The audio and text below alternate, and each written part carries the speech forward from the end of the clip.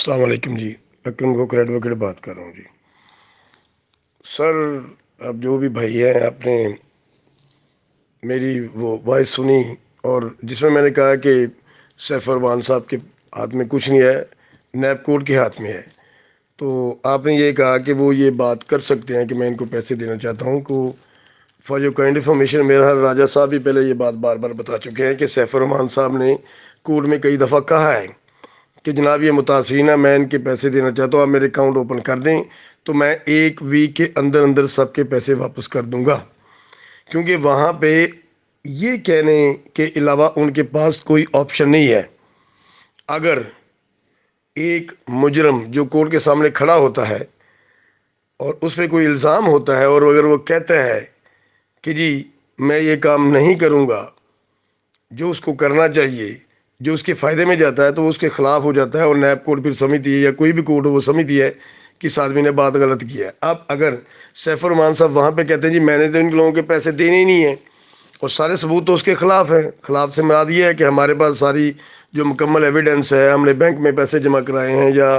ابھی before you میں ہماری آئی ڈیز ہے، اور پھر کئی جگہوں پہ وہ ہمارے ان پیسوں کو اون بھی کر چکے ہیں، کیش باکس کو بھی اون کر چکے ہیں۔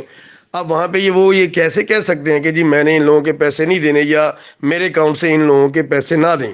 یہ کامن سینس کی بات ہے، انہوں نے تو کئی دفعہ کہا بھی ہوگا، اور جب جج نے پوچھا ہوگا بھی یہ کیا معاملہ ہے، آپ نے کیوں کیا یا کیوں ایسا کر رہے ہیں، تو اس نے لامحالہ طور پہ انہوں نے کہا ہوگا کہ جناب میں ان کے پیسے دینے کے تیار ہوں، میرے اکاؤنٹ اوپن کرے میں ان کے پیسے دے دیتا ہوں۔ اس لیے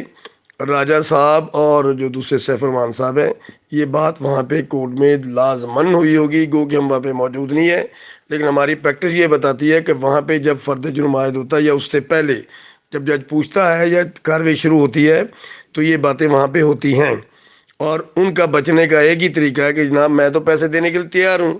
ٹھیک ہے، مجھے قانون کا علم نہیں تھا، میں نے یہ انویسٹمنٹ ان سے لی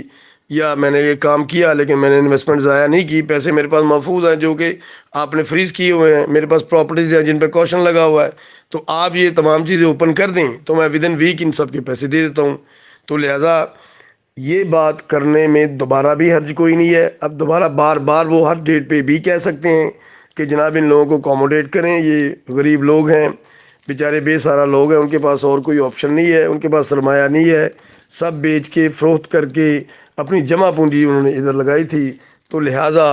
آپ اکاؤنٹ اوپن جلدی کر دیں اور میں ان کے پیسے واپس کرنا چاہتا ہوں۔ یہ آپ کی بات درست ہے، اور میرا خیال ہے کہ میں نے